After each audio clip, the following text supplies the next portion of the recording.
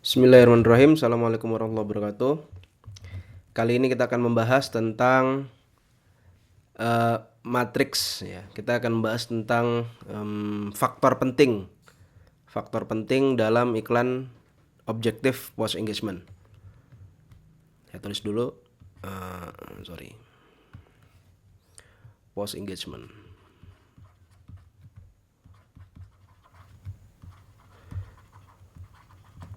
Nah, jadi dalam membaca ukuran-ukuran iklan post engagement itu ada beberapa hal, paling tidak yang saya bahas tuh yang ingin saya sederhanakan lagi ya dari materi-materi yang sudah pernah beredar. Saya ingin lebih sederhana lagi supaya teman-teman lebih simpel, lebih cepat ngelihatnya, nggak terlalu banyak yang harus dibaca.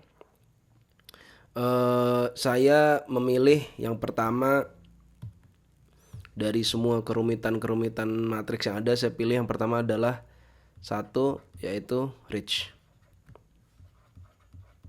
Jadi kalau iklan Anda pakai post engagement, pastikan kalau buka dashboard itu reach-nya langsung muncul.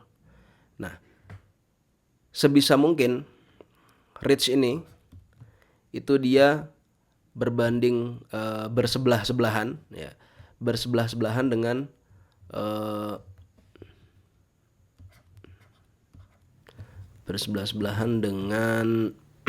sebentar, span. Jadi gampangnya kalau Anda bikin kolom ya, kalau bikin kolom di dashboard itu, ini reach. Nah, ini span. Itulah kira-kira. Nah, supaya bisa langsung membandingkan. Jadi misalkan angkanya di sini misalnya anggaplah 100.000 gitu misalnya.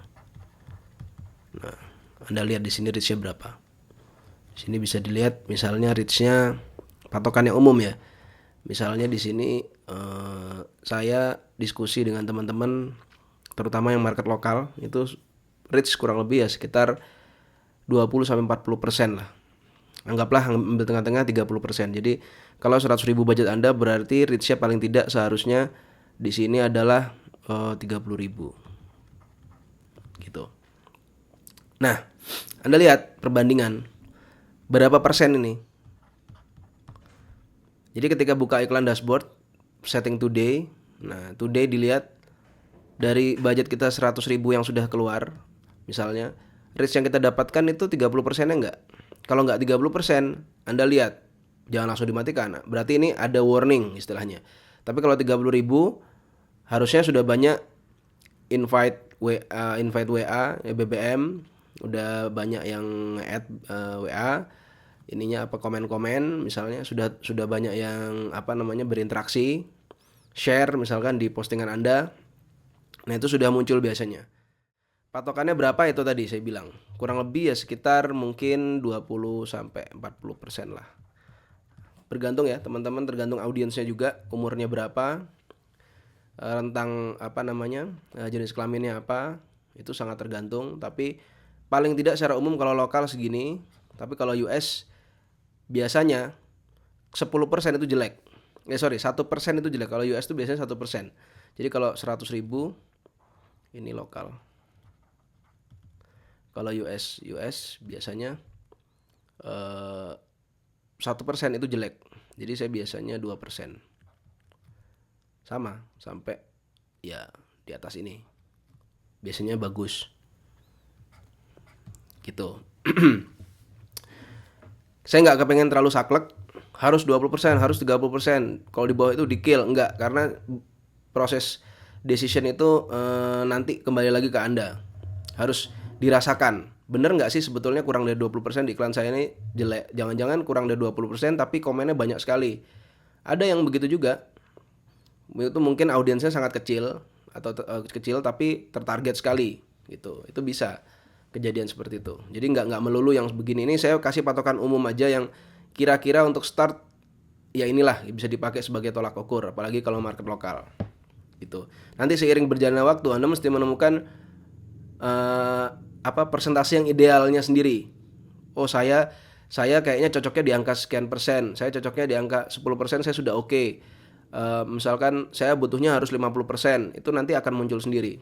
Cuma ini saya tuntun biar ada cara berpikirnya aja dulu. Nah, kemudian yang kedua itu yang harus Anda perhatikan adalah ketika Anda setting kolom engagement, di situ ada like, comment, share. Jadi di sini kalau engagement ada like, comment, share itu. Nah, like, comment, share itu biasanya saya kuantifikasi, saya bikin detail itu dengan cara saya membuat satu rumus yang sering saya jadikan patokan. Jadi rumusnya itu begini. Saya nyebutnya rasio engagement. Yaitu perbandingan antara jumlah salah satu. Jadi Anda bisa pilih mau ambil like, comment atau share. Biasanya saya komen. Jadi jumlah komen. Ini bukan rumus yang saklek yang harus dipakai, enggak, tapi saya bikin patokan aja. Jumlah komen dibandingkan dengan jumlah reach secara keseluruhan. Nah, berapa banyak yang komen dibandingkan dengan jumlah reach. Karena ini kita engagement. Engagement itu paling enak ngelihatnya dari komen. Share pun sebetulnya bisa, tapi itu yang biasanya kalau postingan produk tingkat share agak rendah. Tapi kalau Anda mau bikin sendiri nggak masalah. Ini bukan satu ilmu pasti yang harus dilakukan seperti ini, enggak. Anda bisa berkreativitas. Saya mau sigmanya jangan komen, tapi sigmanya saya share aja, ini sigma jumlahnya. Jadi saya pengen jumlahnya bukan jumlah komen tapi share. Saya pengen dijumlahin aja, Mas. Like dijumlahin, komen dijumlahin, share. Boleh dijumlahin, tapi jangan salah, biasanya kalau iklannya terlalu kalau iklannya jelek, walaupun harga engagementnya murah, biasanya like-nya tinggi banget, komennya rendah sekali. Atau ada yang faktor yang ini yang agak menipu, yaitu foto view. Jadi kalau Anda buka dashboard, perhatikan di engagement di kolom di engagement ini, foto view ini orang cuma ngeklik aja, ini dihitung sama Facebook. Jadi ini sering saya abaikan. Gitu. Jadi orang ngeklik foto Anda tuh dianggap sebagai interaksi walaupun mereka nggak komen. Dan kalau yang ngeklik fotonya banyak banget, itu kan mungkin image Anda bagus tapi produknya ya biasa aja, nggak bisa dijadikan patokan, istilahnya ya produknya kurang oke lah, mungkin gitu. Hanya sekedar clickbait atau apa. Gambar Anda terlalu, misalkan gambarnya agak-agak mengundang orang untuk ngeklik, ya clickbait lah. Itu biasanya foto views tapi jarang yang ya komen atau share, mungkin agak turun. Jadi patokan saya di komen. Kalau Anda pengen lebih detail lagi, bikin. Jadi ini goalnya apa? Goalnya itu di sini adalah menemukan sendiri angka-angka penting di dalam bisnisnya. Nah, ini nggak bisa diajarin dan sangat bervariasi sekali setiap orang, setiap bisnis. Saya bikin 2 patokan ini. Jadi Anda bikin sendiri nanti. Saya bilang 20-40%, Anda amati iklan-iklan yang sudah winning di belakang, yang sudah beberapa bulan yang lalu winning, dibuka lagi dashboardnya, dilihat yang winning tuh berapa sih biasanya yang terjadi. Berapa komen, berapa reach-nya, dicari datanya, diambil kesimpulan. Misalkan rata-rata saya setiap ada komen 100 misalnya,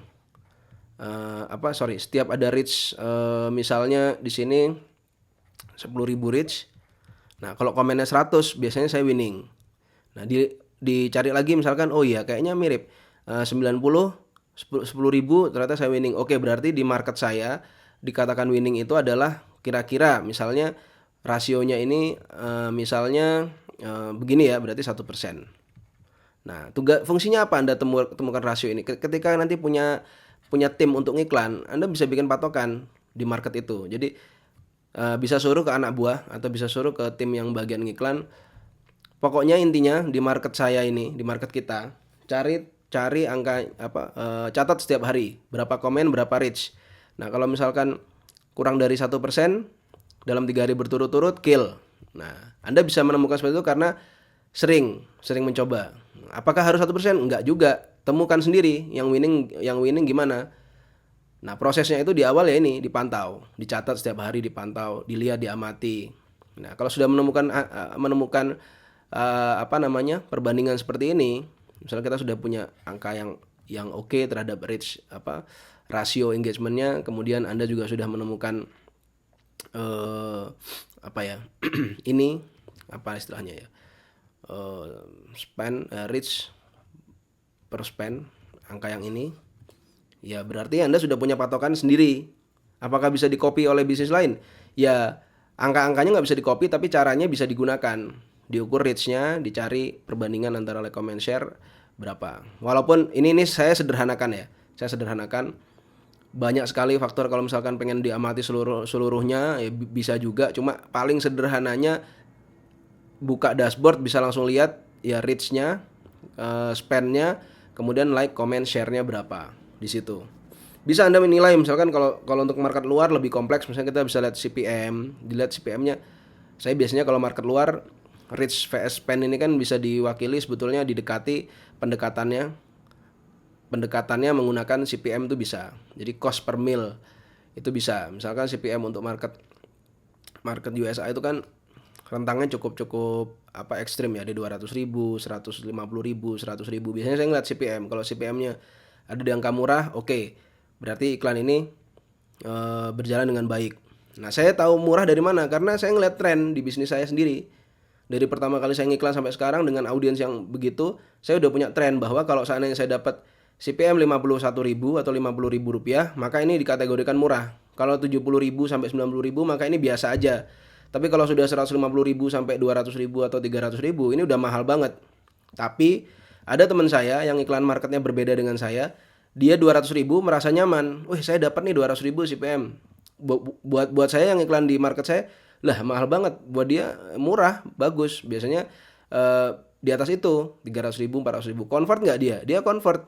Karena audiensnya juga berbeda dengan karakteristik audiens yang saya targetkan. Saya pun berbeda juga gitu. Jadi angka itu nggak bisa disetarakan satu untuk semua, nggak bisa, nggak ada magic bullet di sini.